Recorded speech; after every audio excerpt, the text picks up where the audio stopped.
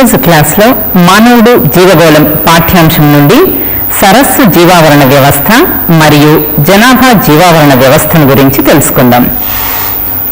భూగోళంలో అనేక రకాల జీవావరణ వ్యవస్థలున్నాయి. ఈ జీవావరణ వ్యవస్థల్లో భూమిపైన ఉండేటువంటి భౌమ జీవావరణ వ్యవస్థ అంటే అడవిలో ఉండేటువంటి జంతువులు, అక్కడ ఉండే చెట్లను కలిసి జీవ సమాజాన్ని కలిపి జీవావరణ వ్యవస్థగా పేర్కొంటాం. అలాగే నీటి జీవావరణ వ్యవస్థ అనేది ఇంకొక రకమైన జీవావరణ వ్యవస్థ. ఈ నీటి జీవావరణ వ్యవస్థను చూసినట్టయితే 3 రకాల జీవావరణ వ్యవస్థలు కనిపిస్తాయి. అవి మంచినీటి జీవావరణ వ్యవస్థ, సముద్ర నీటి జీవావరణ వ్యవస్థ మరియు నదీముఖ నీటి జీవావరణ వ్యవస్థ.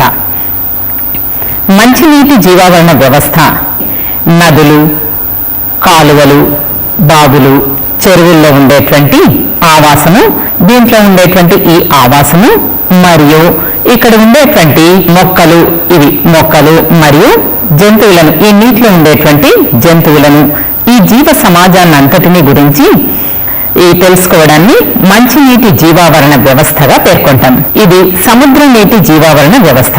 ఇది సముద్రపు ఒడ్డున ఉండేటువంటి మొక్కలు మరియు సముద్రంలో నివసించేటువంటి పెంగ్విన్స్, చేపలు, అన్ని జంతువుల యొక్క జీవులను గురించి తెలుసుకోవడాన్ని సముద్ర జీవావరణ వ్యవస్థగా పేర్కొంటాం. నదీముఖ నీటి జీవావరణ వ్యవస్థ అంటే నదులు వచ్చి సముద్రంలో కలిసే చోట ఉండేటువంటి జంతుజాలాన్ని గురించి తెలుసుకోవడం. ఇప్పుడు మనము మంచినీటి జీవావరణాన్ని గురించి వివరంగా పరిశీలిద్దాం. ఈ మంచినీటి జీవావరణాన్ని గురించి అధ్యయనం చేసే శాస్త్రాన్ని లిమ్నాలజీ అని అంటాం. మంచినీటి జీవావరణ వ్యవస్థలో 2 రకాల ఆవాసాలు ఉన్నాయి. అవి స్థిర జల ఆవాసము మరియు ప్రవాహ జల ఆవాసము. ఈ స్థిర జల ఆవాసాన్ని లెంటిక్ ఆవాసం అంటారు. ప్రవాహ జల ఆవాసాన్ని లోటిక్ ఆవాసం అని కూడా పేర్కొంటాం. స్థిర జల ఆవాసము అంటే ఇక్కడ నీరు స్థిరంగా నిలకడగా ఉంటుంది. బావులు, చెరువులు, కుంటలు ఇట్లాంటి వాటిల్లో ఉండేటువంటి నీరును స్థిర జల ఆవాసంగా పేర్కొంటాం. దీన్ని అంటే స్థిర జలంలో పెరిగేటువంటి మొక్కలు, జంతువులను అంతటినీ కలిపి స్థిర జల ఆవాసంగా పేర్కొంటాం. ప్రవాహ జల ఆవాసము ప్రవహించే నీరు అంటే నదుల లోపల, కాలువల లోపల నీరు ఇలా ప్రవహిస్తూ ఉంటుంది. ఈ ప్రవహించే నీటి లోపల ఉండేటువంటి మొక్కలను, వృక్షాలను గురించి తెలుసుకోవడాన్ని ప్రవాహ జల ఆవాసంగా పేర్కొంటాం. అయితే ఇప్పుడు మనము సరస్సు జీవావరణ వ్యవస్థను గురించి వివరంగా తెలుసుకుందాం. అంటే నీరు ఇక్కడ నిలకడగా ఉంటుంది. సంవత్సరం అంతా కూడా నీరు దీంట్లో ఉంటుంది. అంటే ఎండాకాలంలో ఇవి ఎండిపోవు. నీరు ఈ కాంతి కిరణాల వల్ల ఉపరితలంలో బాగా వేడెక్కుతుంది. కాబట్టి సరస్సుల లోపల 3 రకాలైనటువంటి మండలాలనేది ఏర్పరుస్తుంది. అది వేలాంచల మండలము, లిమ్నటిక్ మండలము మరియు ప్రొఫండల్ మండలం. వేలాంచల మండలము అంటే ఇలా కాంతి బాగా ప్రసరించేటువంటి ఈ మండలాన్ని, తీరానికి దగ్గరగా ఉన్నటువంటి మండలాన్ని వేలాంచల మండలంగా గుర్తిస్తాము. ఈ మధ్య భాగంలో ఉండేటువంటి మండలాన్ని ఇక్కడ నుంచి ఇక్కడి వరకు, అంటే ఇది తీరానికి కొంత దూరంగా ఉంటుంది, నీటి మధ్య భాగంలో కనిపిస్తుంది. ఈ మధ్య భాగంలో ఉన్న ఈ మండలాన్ని లిమ్నటిక్ మండలంగా పేర్కొంటాం. దాని క్రింది భాగంలో అంటే సరస్సు యొక్క అడుగు భాగంలో ఉండే మండలాన్ని ప్రొఫండల్ మండలంగా పేర్కొంటాం. ఇప్పుడు ఒక్కొక్క మండలం గురించి వివరంగా తెలుసుకుందాం. ఈ వేలాంచల మండలం లోపల కాంతి బాగా ప్రసరిస్తుంది కాబట్టి ఇక్కడ జంతువులు మరియు వృక్షాలు ఎక్కువ సంఖ్యలో ఉంటాయి. ఈ మొక్కలు వేర్లను కలిగి ఉన్నాయి. వీటికి ఇట్లా వేర్లున్నాయి. ఇవి భూమిలోకి చొచ్చుకొని ఉన్నాయి. అయితే సగభాగం నీటిలో ఉన్నాయి, సగభాగం ఉపరితలం పైన ఉన్నాయి. అంతేకాకుండా నీటి ఉపరితలంలో మధ్య భాగంలో కూడా మొక్కలు, ఇవి నీటిలో ఎక్కువ భాగం ఉండి ఆకులు మాత్రమే పైన తేలుతూ ఉన్నాయి. ఇట్లాంటి మొక్కలు ఉంటాయి. తర్వాత వీటి లోపల ఈ మొక్కల్ని ఆహారంగా గ్రహించే వినియోగదారులు, ఇవన్నీ జంతువులు అంటే స్వయం పోషకాలపై ఆహారం కోసం ఆధారపడే జీవులు కూడా ఈ మండలంలో ఎక్కువగా ఉంటాయి. ఇప్పుడు వేలాంచల మండలంలో ఉండేటువంటి జీవ సమాజాన్ని చూద్దాం. అంటే ఇందాక చూపించాం కదా, ఈ జీవ సమాజంలో 2 రకాలుగా గుర్తిస్తాం. అవి ఉత్పత్తిదారులు మరియు వినియోగదారులు. ఉత్పత్తిదారులు అంటే ఇవి పత్రహరితాన్ని కలిగి ఉండి సూర్యరశ్మి సమక్షంలో పిండి పదార్థాలను తయారు చేసే మొక్కలని ఉత్పత్తిదారులుగా పేర్కొంటాం. ఈ ఉత్పత్తిదారుల్లో 2 రకాలుగా ఉంటాయి. వేర్లున్నటువంటి మొక్కలుంటాయి, అంతేకాకుండా సూక్ష్మంగా ఉండేటువంటి ఇవి సూక్ష్మజీవులు, నీటిపై తేలియాడే జీవులు ఉంటాయి. ఈ వీటన్నిటినీ కలిపి వీటిని వృక్ష ప్లవకాలు అంటారు, వీటిని మొక్కలంటాం. ఈ రెండింటిని కలిపి ఉత్పత్తిదారులుగా పేర్కొంటాం. వినియోగదారులు అంటే వేలాంచల మండలంలో ఉన్నటువంటి జంతువులను వినియోగదారులుగా పేర్కొంటారు. ఇవి వినియోగదారులు. ఈ ఉత్పత్తిదారులని తిరిగి 2 రకాలుగా గుర్తిస్తాం. అవి వేర్లు గల మొక్కలు మరియు వృక్ష ప్లవకాలు. వేర్లు గల మొక్కలు బహిర్గామి మొక్కలు, తేలియాడే మొక్కలు మరియు నీటిలో మునిగి ఉండే మొక్కలు. బహిర్గామి మొక్కలు అంటే ఈ మొక్కలు ఇవి వేర్లను కలిగి ఉండి ఒడ్డుకు ఇవి వేర్ల చేత అతుక్కొని ఉంటాయి. ఉదాహరణలను పరిశీలిద్దాం. లిమ్నోఫిలా, టైఫా మరియు సాజిటేరియా. తేలియాడే మొక్కలను చూద్దాం. అంటే ఇవి కూడా వేర్లను కలిగి ఉంటాయి, కానీ ఈ మొక్కలు నీళ్లలో తేలియాడుతూ ఉంటాయి. ఇలా ఒక ఆకులు మాత్రమే ఉపరితలం పైన కనిపిస్తాయి, మిగతా మొక్క భాగం అంతా కూడా నీళ్లలో ఉంటుంది. ఇలా వీటి ఆకులు చాలా వెడల్పుగా ఉంటాయి. ఇది ఉదాహరణ పిస్టియా, నింఫియా. ఇది నింఫియా. వీటి ఆకులు వెడల్పుగా ఉండడం వల్ల ఇవి కీటకాలు విశ్రాంతి తీసుకోవడానికి మరియు కీటకాలకు ఇవి గుడ్లు పెట్టడానికి ఉపయోగపడతాయి. నీటిలో మునిగి ఉండే మొక్కలను పరిశీలిద్దాం. ఈ మొక్కలు పూర్తిగా నీటిలో మునిగి ఉంటాయి. అవి వాలిస్నేరియా, కారా. ఇప్పుడు వృక్ష ప్లవకాలు. వృక్ష ప్లవకాలు అంటే ఇవి పత్రహరితాన్ని కలిగి ఉండేటువంటి సూక్ష్మజీవులు, నీటిపై తేలియాడుతూ ఉంటాయి. ఉదాహరణకి డయాటమ్స్. ఆకుపచ్చ శైవలాలు. ఏదైనా నీళ్లు నిలిచి ఉన్న కుంటను చూసినట్టయితే పైభాగం అంతా కూడా మనకు ఆకుపచ్చ తెట్టెలాగా కనిపిస్తుంది. డయాటమ్స్ ఉండడం వల్ల అలా కనిపిస్తుంది. వీటిలో వాల్వాక్స్, స్పైరోగైరా ముఖ్యమైనవి. ఇప్పుడు వేలాంచల మండలంలోని వినియోగదారులంటే పరిశీలిద్దాం. అవి జంతు ప్లవకాలు, నెక్టాన్, న్యూస్టన్, పెరిఫైటన్ మరియు బెంథోస్. జంతు ప్లవకాలు అంటే నీటిలో తేలియాడుతూ ఉండి వీటికి గమన శక్తి చాలా తక్కువగా ఉంటుంది. అంటే ఇవి చలించే శక్తి తక్కువగా ఉంటుంది. నీటి అలలతో పాటు ఒక ప్రదేశం నుంచి ఇంకొక ప్రదేశానికి ఇవి వెళ్ళగలుగుతాయి. ఉదాహరణకి ప్రోటోజోవన్లు, రోటిఫెర్లు, డాఫ్నియా, సైక్లాప్స్. నెక్స్ట్ నెక్టాన్లు. నెక్టాన్లు అంటే ఇవి ఈదగలిగే శక్తిని కలిగినటువంటి జంతువులు.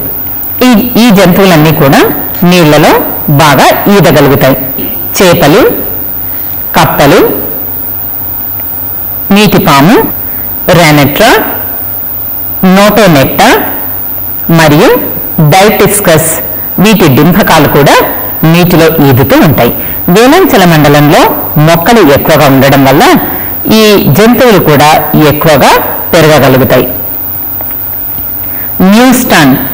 న్యూస్టన్ అంటే ఇప్పుడు నీటి పైభాగంలో ఉండే గాలికి మరియు నీటికి మధ్య ఉండే అంతర్దశలో ఈ జీవులు పెరుగుతాయి.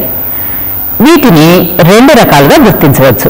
అవి ఎపిన్యూస్టన్ మరియు హైపోన్యూస్టన్. ఎపిన్యూస్టన్ జస్ట్ నీటి పైన ఉండే కీటకాలని ఎపిన్యూస్టన్ అంటారు. ఉదాహరణ గేరీస్, బీటిల్స్ కూడా నీటి పైభాగాన పెరుగుతూ కనిపిస్తాయి. హైపోన్యూస్టన్ అంటే ఇది నీటికి గాలికి మధ్య ఉండేటువంటి అంతర్దశ. ఇంతవరకు మాత్రమే నీరుంటుంది, పైన గాలి ఉంటుంది. జస్ట్ ఈ అంతర్దశ వద్ద నీటి లోపల వేలాడుతూ ఉంటాయి డింభకాలు. పెరిఫైటన్లు అంటే ఈ జీవులు నీళ్లలో ఉండేటువంటి మొక్కల యొక్క ఆకులపై గాని లేదా కాండాలకు అతుక్కొని కానీ జీవిస్తాయి. ఇలా ఉండే జీవులని పెరిఫైటాన్లు అని పేర్కొంటారు. ఈ పెరిఫైటాన్లలో ఈ మొక్కలకు అతుక్కునే జీవులకి కొన్ని ఉదాహరణలను పరిశీలిద్దాం. రోటిఫెరలు, బ్రయోజోవన్లు. ఇవి బ్రయోజోవను ఇక్కడ ఉండేటువంటి మొక్కలకు అతుక్కొని ఉన్నాయి. ఇది హైడ్రా, నీళ్లలో ఉండేటువంటి హైడ్రా ఇలా అతుక్కొని ఉంది. ఇది ఇంకొక హైడ్రా, ఇదొక హైడ్రా. ఇలా ఈ హైడ్రాలన్నీ ఈ నీటి మొక్కకు అతుక్కొని ఉన్నాయి. ఇవి కీటకాల డింఫకాలు. నెక్స్ట్ బెంథోస్. బెంథోస్ అంటే నీటి అడుగు భాగాన ఉండేటువంటి నేల లోపల ఉండేటువంటి జీవులు. ఉదాహరణకి ఖైరనోమిడ్ డింభకాలు, ఐసోపోడ్లు, యాంఫీపోడ్ మరియు క్రేఫిష్లు, ఆల్చిప్పలు. ఇవన్నీ కూడా నీటి అడుగు భాగాన ఉంటాయి. వేలాంచల మండలంలో ఉండేటువంటి తీర ప్రాంతంలో ఉండే నీటి మొక్కల అడుగు భాగంలో తీర ప్రాంతంలో కనిపిస్తాయి. ఇప్పుడు లిమ్నటిక్ మండలాన్ని పరిశీలిద్దాం. ఈ లిమ్నటిక్ మండలము అంటే తీరానికి కొంత దూరంగా ఉంటుంది. అంటే ఇది మధ్య భాగంలో ఇట్లా నీళ్లలో మాత్రమే ఈ మధ్య భాగంలో ఉండే భాగాన్ని లిమ్నటిక్ మండలంగా పేర్కొంటాం. ఇది అడుగు భాగానికి తగలదు మరియు తీర ప్రాంతానికి దూరంగా ఉంటుంది. ఈ ప్రాంతాన్ని, ఈ మధ్య ప్రాంతాన్ని లిమ్నటిక్ ప్రాంతము అని లేదా లిమ్నటిక్ మండలంగా పేర్కొంటాం. కాంతి ఈ లిమ్నటిక్ మండలంలో 1% మాత్రమే ప్రసరిస్తుంది. కాంతి ప్రసరణ తక్కువగా ఉంటుంది కాబట్టి మొక్కలు కూడా ఈ ప్రాంతంలో తక్కువగా పెరుగుతాయి. ఈ ప్రాంతంలో ఇప్పుడు వేర్లున్న మొక్కలు పెరగవు. ఇక్కడ వృక్ష ప్లవకాలు మాత్రమే ఎక్కువగా ఉంటాయి. ఈ వృక్ష ప్లవకాలని ఆహారంగా తీసుకునేటువంటి జంతు ప్లవకాలు మరియు ఈడే జీవులు మాత్రమే ఈ లిమ్నటిక్ మండలంలో కనిపిస్తాయి. ఇప్పుడు లిమ్నటిక్ మండలంలో ఉండేటువంటి జీవ సమాజం అంటే మొక్కలు మరియు జంతువులను పరిశీలిద్దాం. ఈ లిమ్నటిక్ మండలంలో కిరణజన్య సంయోగక్రియ రేటు మరియు శ్వాసక్రియ రేటు సమానంగా ఉంటుంది. అంటే ఇక్కడ వృక్ష ప్లవకాలు మాత్రమే ఉండి అవి కిరణజన్య సంయోగక్రియ జరిపి అవి వదిలినటువంటి ఆక్సిజన్ ని ఈ జంతువులు, ఇక్కడ ఉండేటువంటి జంతువులు గ్రహిస్తాయి. ఈ లిమ్నటిక్ మండలంలోని జీవ సమాజాన్ని పరిశీలించినట్టయితే ఉత్పత్తిదారులు, వినియోగదారులని 2 రకాలుగా ఉంటాయి. ఉత్పత్తిదారుల లోపల యూక్లినాయిడ్స్, డయాటంలు, సైనోబాక్టీరియా మరియు ఆకుపచ్చ శైవలాలు.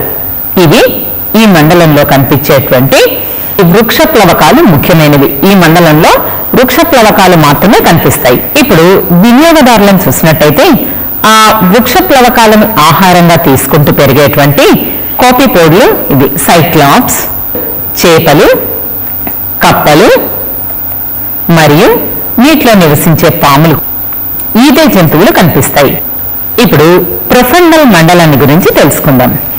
ఈ అడుగు భాగంలో ఉండేటువంటి ఈ మండలాన్ని ప్రొఫండల్ మండలం అంటారు. ఈ ప్రొఫండల్ మండలంలో సూర్యకిరణాలు ప్రసరించవు కాబట్టి ఇక్కడ మొక్కలు కూడా పెరగవు. కొన్ని జంతువులు మాత్రం ఉంటాయి. వీటి లోపల బ్యాక్టీరియా వంటి జీవులు ఉండి అడుగు భాగంలో చనిపోయినటువంటి మృతదేహాలు వచ్చినట్టయితే వాటిని విచ్ఛిన్నం చేసి లవణాలను మళ్ళీ తిరిగి దీనిలోకి వదులుతాయి. జీవులు వినియోగించుకునేలాగా ఇవి మారుస్తాయి. అలాంటి కొన్ని జీవులు మాత్రమే ఈ అడుగు భాగంలో జీవించగలుగుతాయి. ఈ అడుగు భాగం లోపల ఇక్కడ ఉండేటువంటి నేల, ఇసుక, మట్టి కలిసి పొరలుగా ఏర్పడుతుంది. దీన్నే బెంథిక్ జోన్ అంటారు. మొక్కలు ఉండవు కాబట్టి ఆక్సిజన్ తక్కువగా ఉంటుంది, వినియోగదారులు కూడా తక్కువగా ఉంటాయి. ఇప్పుడు ఈ ప్రొఫండల్ మండలంలోని జీవ సమాజాన్ని పరిశీలిద్దాం. ఇక్కడ ఖైరినోమిడ్ డింభకాలు, ఆల్చిప్పలు, బ్యాక్టీరియాలుండి ఇవి చనిపోయినటువంటి జీవుల కళేబరాల్ని విచ్ఛిన్నం చేయడానికి ఉపయోగపడతాయి. అంతేకాకుండా క్యానబోరస్ ప్లవకజీవి.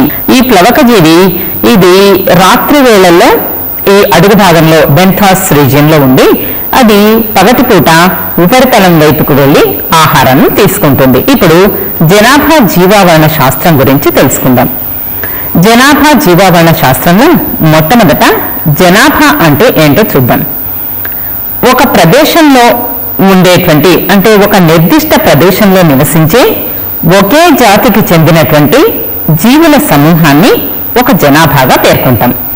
అలా ఒక నిర్దిష్టమైన ప్రదేశంలో ఇది అడవిలో కొంత ప్రాంతాన్ని తీసుకుంటాం. ఆ ప్రాంతంలో ఉండేటువంటి ఒకే రకమైన జీవులు, ఇవి ఒకే రకమైన జీవులు కాబట్టి ఏనుగులు ఆ మొత్తాన్ని కలిపి ఒక జనాభాగా పేర్కొంటాం. లేళ్లు ఒక జనాభా, కప్పలు ఒకే జాతికి చెందినటువంటి జీవులు, వీటన్నింటినీ కలిపి ఒక జనాభాగా పేర్కొంటాం. జనాభా జీవావరణ శాస్త్రము. జనాభా జీవావరణ శాస్త్రము అంటే ఏంటంటే జీవుల సంఖ్యను, వాటి వ్యాప్తిని తెలియజేసే శాస్త్రం. ఇప్పుడు జీవులు ఏదైనా ఒక ఆవరణంలో, ఏదైనా ఒక ప్రదేశంలో విస్తరించి ఉంటాయి. అవి ఎలా విస్తరించి ఉన్నాయి, అంటే ఎంత ప్రాంతంలో జీవులు విస్తరించి ఉన్నాయి అని తెలియజేసేదే జనాభా జీవావరణ శాస్త్రము. జనాభా గతిజము అంటే ఇప్పుడు ఈ జనాభా అనేది ఎప్పుడూ నిర్దిష్టంగా ఉండదు, అది మారుతూ ఉంటుంది. కొత్త జీవులు పుడతాయి, పుట్టినప్పుడు జనాభా సంఖ్య పెరుగుతుంది. అలాగే కొన్ని జీవులు మరణిస్తాయి, మరణించినప్పుడు ఆ జనాభా కొంత తగ్గుతుంది. ఇట్లా జనాభా పరిమాణంలో జరిగేటువంటి మార్పులను అధ్యయనం చేయడాన్ని జనాభా గతిజం అని పేర్కొంటాం. ప్రతి జనాభాకి కొన్ని లక్షణాలు ఉంటాయి. ఈ లక్షణాలు ఏంటంటే జనాభాలో జనన రేటు, మరణ రేటును కలిగి ఉండడం, జనాభాలు వలసలు, జనాభా సాంద్రత, జనాభా పెరుగుదల, జనాభా నియంత్రణ. ఈ అన్ని లక్షణాలని ఏ జనాభాను తీసుకున్నా ఈ లక్షణాలు చూపిస్తాయి. ఇప్పుడు ఒక్కొక్క దాని గురించి తెలుసుకుందాం. జనన రేటు. జనన రేటు అంటే ఒక నిర్దిష్ట కాలంలో ఒక నిర్దిష్ట జనాభాలో పుట్టేటువంటి జీవుల సంఖ్యని జనన రేటుగా పేర్కొంటాం. ఒక సంవత్సర కాలం మనం తీసుకున్నట్టయితే ఒక సంవత్సర కాలాన్ని దాన్ని నిర్దిష్ట సమయంగా గుర్తిస్తాం. ఆ సంవత్సర కాలంలో ఇక్కడ ఉదాహరణకి కుక్కల్ని తీసుకున్నట్టయితే ఎన్ని కుక్క పిల్లలు ఏర్పడ్డాయి, దాన్ని జనన రేటు అని అంటాం. మనం తీసుకున్నప్పుడు ఈ కుక్కలు 20 ఉన్నాయి అనుకోండి, ఆ 20 కుక్కలకి ఒక సంవత్సర కాలంలో ఎన్ని కుక్క పిల్లలు పుట్టాయి అన్నది జనన రేటు అవుతుంది. మరణ రేటు, డెత్ రేట్. మరణ రేటు అంటే నిర్దిష్ట కాలంలో, అంటే ఇందాకట్లాగే ఒక సంవత్సర కాలము లేదా ఒక 6 నెలల కాలము, ఏదైనా ఒక కాలాన్ని మనం నిర్దిష్ట కాలంగా ఎంచుకున్నట్టయితే ఆ నిర్దిష్ట కాలంలో ఈ జీవుల యొక్క మరణాల సంఖ్యను తీసుకున్నట్టయితే అది మరణ రేటుగా పేర్కొంటాం. ఇలా జనన రేటు మరియు మరణ రేటు జనాభా పరిమాణంపై ప్రభావాన్ని చూపిస్తుంది. ఒక 50 కుందేళ్లను తీసుకున్నట్టయితే ఈ 50 కుందేళ్లు ఒక సంవత్సర కాలంలో ఈ 50లో ఎన్ని కుందేళ్లు మరణించాయి అంటే ఒకవేళ ఒక 5 కుందేళ్లు మరణించాయి అనుకోండి, అది మరణ రేటుగా పరిగణిస్తాం. ఇప్పుడు జనాభా వలసలు. జనాభా వలసలను చూసినట్టయితే వలసలు, దీంట్లో వలస పోవడం, వలస రావడం, వలస అని 3 రకాలుగా ఉన్నాయి. అంటే వలస పోవడం, వలస రావడం అంటే ఏంటంటే జీవులు, ఒక జనాభాలో ఉండే జీవులు ఇంకొక ప్రాంతానికి తరలి వెళ్ళినట్టయితే ఆ జనాభాలో జీవుల సంఖ్య తక్కువగా కనిపిస్తుంది. దీన్ని వలస వెళ్ళడం అంటారు. గ్రామీణ ప్రాంతాల్లో ఉండే ప్రజలకి అక్కడ ఉపాధి అవకాశాలు లేకపోవడం వల్ల, ఆహారం లభించక కొంతమంది వాళ్ళు ఏం చేస్తారు, పని దొరుకుతుంది కదా అని ఈ సిటీకి తరలి వస్తారు. దాన్ని వలస పోవడం పేర్కొంటారు. అలా కాకుండా ఇతర ప్రాంతాల నుండి జీవులు ఈ జనాభాలోకి వచ్చి చేరవచ్చు. ఉదాహరణకి ఇప్పుడు హైదరాబాద్ సిటీని తీసుకున్నట్టయితే ఇక్కడ జాబ్స్ ఎక్కువగా ఉన్నాయి. చుట్టుపక్కల ప్రాంతాల నుండి ప్రజలు ఈ ప్రాంతానికి వలస రావడం, అంటే జాబ్ చేసుకోవడం కోసం వాళ్ళు ఇక్కడికి వస్తారు. అప్పుడు ఇక్కడ ఉండేటువంటి జనాభా పెరుగుతుంది. దీన్ని వలస రావడం అంటాం. వలసలు అంటే ఇప్పుడు కొన్ని జీవులు ఏం చేస్తాయంటే అవి వలస వెళ్ళి తిరిగి మళ్ళీ అదే జనాభాకి వచ్చి చేరుతాయి. వాటిని వలసలుగా పేర్కొంటాం. ప్రత్యుత్పత్తి కోసం కానీ లేదా శీతోష్ణ స్థితిలో మార్పుల వల్ల కానీ జీవులు అలా చేస్తుంటాయి. ఉదాహరణకి ఇవి సైబేరియన్ పక్షులు. ఈ సైబేరియన్ పక్షులు ఇవి వలస వెళ్తున్నాయి. తర్వాత ఇవి ఈల్ చేపలు. ఈల్ చేపలు ప్రత్యుత్పత్తి కోసం ఇవి వలస వెళ్తాయి. ఇలా జీవులు ఆహారం కోసం లేదా ఉష్ణోగ్రత భేదాలను తట్టుకోవడం కోసం, అంటే శీతోష్ణ స్థితుల్లో మార్పుల వల్ల వలస వెళ్ళవచ్చు. ఇప్పుడు జన సాంద్రత అంటే ఏంటో పరిశీలిద్దాం. ప్రమాణంగా ఎంచుకున్న ఒక ప్రదేశంలో ఉండే స్వజాతి జీవుల సంఖ్యని జన సాంద్రతగా పేర్కొంటాం. అంటే ఉదాహరణకి ఇప్పుడు అడవి లోపల 100 చదరపు కిలోమీటర్ల ప్రాంతాన్ని ఒక ప్రమాణంగా తీసుకున్నట్టయితే ఆ 100 చదరపు కిలోమీటర్ల ప్రాంతంలో ఏదైనా ఒక జాతిని, ఒక స్వజాతి జీవులను చూడాలి. ఉదాహరణకి ఇక్కడ పులులను చూసినట్టయితే ఇవి ఎన్ని ఉన్నాయి? ఒకవేళ 100 చదరపు కిలోమీటర్ల ప్రాంతంలో 40 పులులు ఉన్నట్టయితే పులుల జనసాంద్రత 40గా పేర్కొంటాం. అలాగే అడవిని చూసినట్టయితే 1 హెక్టార్ ప్రాంతంలో 500 టేకు చెట్లు ఉన్నాయి. ఇది టేకు చెట్ల యొక్క సాంద్రతగా మనం పరిగణిస్తాం. ఈ జనసాంద్రతని ఈ ఫార్ములాతో లెక్కగట్టవచ్చు. Capital D = N/A. నిర్దిష్ట ప్రాంతాన్ని మనం తీసుకున్నట్టయితే పరిగణలోకి ఆ ప్రాంతంలో ఉన్న జీవుల సంఖ్యని ఆ ప్రాంతం యొక్క వైశాల్యంచే భాగించినట్టయితే జనసాంద్రత వస్తుంది. జనాభా వృద్ధి రేటు అంటే జనాభా పెరుగుదల, ఆ పెరుగుదలకు పట్టిన కాలంతో భాగించినట్టయితే వృద్ధి రేటు వస్తుంది. ఈ జనాభా వృద్ధి రేటు లోపల జనాభాలో ధనాత్మక త్వరణ దశ, సంవర్గమాన దశ, రుణాత్మక త్వరణ దశ కనిపిస్తాయి. అంటే జీవులు అభివృద్ధి చెందేటప్పుడు, పెరుగుదల చూపించేటప్పుడు ఈ 3 రకాల దశలు కనిపిస్తాయి. ఒక జనాభాను తీసుకొని కొత్త ప్రదేశంలో ప్రవేశపెట్టినప్పుడు మొట్టమొదట అవి ఎక్కువగా అభివృద్ధి చెందవు. ఆ దశని, అంటే అవి జనాభాను ఏర్పరచుకుంటాయి, ఆ దశని ధనాత్మక త్వరణ దశగా పేర్కొంటాం. ఒకసారి జనాభా స్థాపించబడిన తర్వాత, అంటే జీవులు ధనాత్మక త్వరణ దశను పొందిన తర్వాత అవి చాలా వేగంగా అభివృద్ధి చెందుతాయి. ఈ దశని సంవర్గమాన దశగా పేర్కొంటాం. సంవర్గమాన దశ తర్వాత అవి పెరుగుదల ఆగిపోతుంది జీవుల లోపల.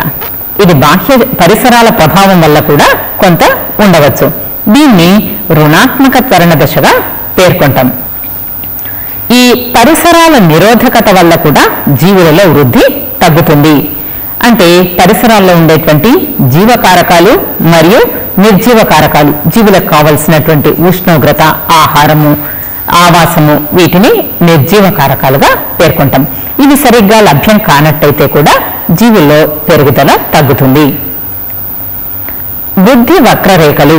జీవుల్లో వృద్ధి కొనసాగేటప్పుడు జీవులు పెరగడము లేదా వాటి సంఖ్య తగ్గడము, వీటన్నింటినీ ఒక గ్రాఫ్ లో మనము చూయించవచ్చు. ఇలా చూయించడాన్ని వృద్ధి వక్రరేఖలుగా పేర్కొంటాం. ఈ వృద్ధి వక్రరేఖలు 2 రకాలు. ఒకటి S ఆకారపు లేదా సిగ్మాయిడ్ వృద్ధి వక్రరేఖలు, 2 J ఆకారపు వృద్ధి వక్రరేఖలు. సిగ్మాయిడ్ లేదా S ఆకారపు వృద్ధి వక్రరేఖను పరిశీలిద్దాం. ఇది సాధారణంగా సూక్ష్మజీవుల అభివృద్ధిలోను మరియు మొక్కల పెంచినప్పుడు మనం ప్రయోగశాలలో ఇలాంటి సిగ్మాయిడ్ వక్రరేఖలు కనిపిస్తాయి, S ఆకారంలో కనిపిస్తుంది. ఉదాహరణకి ఇక్కడ ఈ సూక్ష్మజీవుల యొక్క ఈస్ట్ను ప్రయోగశాలలో పెంచినప్పుడు అది మొదట నెమ్మదిగా పెరుగుతుంది ఇంతవరకు. దీన్ని ధనాత్మక త్వరణ దశగా పేర్కొంటాం. ఆ తర్వాత ఇది ఇక్కడి నుంచి చాలా వేగంగా పెరుగుతుంది ఇంతవరకు. దీన్ని సంవర్గమాన దశగా పేర్కొంటారు. ఆ తర్వాత పెరుగుదల ఆగిపోతుంది. దీన్ని రుణాత్మక త్వరణ దశగా పేర్కొంటాం. ఇలా S ఆకారంలో గ్రాఫ్ వస్తుంది. ఈ పెరుగుదలకు వీలు లేనటువంటి, అంటే గ్రాఫ్ చివరికి చేరినటువంటి ఈ దశని, ఈ శక్తిని భారశక్తి అంటారు. అంటే ఆ తర్వాత జీవులు ఇక పెరగలేవు, దాన్ని భారశక్తిగా పేర్కొంటాం. ఇప్పుడు J ఆకారపు వృద్ధి వక్రరేఖ. ఇది మొదట అంటే అంత నెమ్మదిగా అభివృద్ధి చెందకుండా మొదటనే వీటి గ్రోత్, వీటి పెరుగుదల బాగా ఎక్కువగా ఉంటుంది. కొంచెం నెమ్మదిగా వచ్చి ఇవి బాగా ఫాస్ట్ గా పెరుగుతాయి. ఉండి కొంతవరకు పెరిగిన తర్వాత వెంబడి ఇవి క్షీణించిపోతాయి. అంటే ఇక్కడ పూర్తి దశకు చేరుకోకముందే ఇవి క్షీణించిపోతాయి. అలా క్షీణించడం వల్ల జే ఆకారపు వృద్ధి వక్రరేఖలు ఏర్పడతాయి. ఇలాంటి వృద్ధి వక్రరేఖలు ఆల్గే జీవుల్లోనూ కొన్ని కీటకాల్లోనూ కనిపిస్తుంది. ఎఫిడ్స్ వంటి పురుగుల్లో ఈ జే ఆకారపు వృద్ధి వక్రరేఖ కనిపిస్తుంది. ఈ వృద్ధి వక్రరేఖలు గీసేటప్పుడు గ్రాఫ్ లో ఎక్స్ యాక్సిస్ పైన కాలాన్ని మరియు వై యాక్సిస్ పైన ఆ జీవుల యొక్క సంఖ్యను తీసుకుంటాం. జీవుల లోపల 3 రకాల వయో సమూహాలు ఏర్పడతాయి. ఈ వయో సమూహాన్ని పరిశీలిద్దాం. అవి ప్రత్యుత్పత్తి పూర్వదశ వయో సమూహము, ప్రత్యుత్పత్తి వయో సమూహము మరియు ప్రత్యుత్పత్తి పరదశ వయో సమూహం. ఈ ప్రత్యుత్పత్తి పూర్వదశ వయో సమూహము వీటిని చూసినట్టయితే ఇది పెరిగే జనాభాలో కనిపిస్తుంది. వీటి అడుగు భాగంలో పెరిగే జనాభాను తీసుకుంటాం. ప్రత్యుత్పత్తి పూర్వదశ వయో సమూహాన్ని ఇక్కడ గ్రీన్ కలర్ లో తీసుకున్నాం. ప్రత్యుత్పత్తి వయో సమూహాన్ని మధ్య భాగంలో తీసుకుంటాం ఈ పిరమిడ్ లో. తర్వాత చివరి భాగం లోపల ప్రత్యుత్పత్తి పరవయో సమూహాన్ని తీసుకుంటారు. అయితే పెరిగే జనాభాను చూసినట్టయితే వీటి లోపల ఈ ప్రత్యుత్పత్తి పూర్వ భాగంలో ఉండే జీవులు ఎక్కువ సంఖ్యలో ఉంటాయి. కాబట్టి ఇవి త్రిభుజాకారంలో ఏర్పడతాయి. సుస్థిర జనాభాను తీసుకున్నట్టయితే సుస్థిర జనాభాలో గంటాకారంలో ఉండే పిరమిడ్ ఏర్పడుతుంది. 3 జీవులు కూడా సమానంగా ఉంటాయి. తరిగే జనాభాను చూసినట్టయితే ఇది కుండాకారంలో ఉండే పిరమిడ్ ని ఏర్పరుస్తుంది. కాబట్టి ఇప్పుడు ఈ పిరమిడ్ ఇక్కడ చిన్నదిగా ఉండి ఇట్లా మూతిలాగా ఉంది కుండ యొక్క. తర్వాత ఇక్కడ పైకి వెళ్లే కొద్దీ ఇది ఇలా వెడల్పుగా ఏర్పడింది. ప్రస్తుతము ఇట్లాంటి తరిగే జనాభా అమెరికాలో కనిపిస్తుంది. ఈ రోజు క్లాస్ లో మానవుడు జీవగోళము అన్న టాపిక్ నుండి సరస్సు జీవావరణ వ్యవస్థను మరియు జనాభా జీవావరణ వ్యవస్థను గురించి వివరంగా తెలుసుకున్నాం.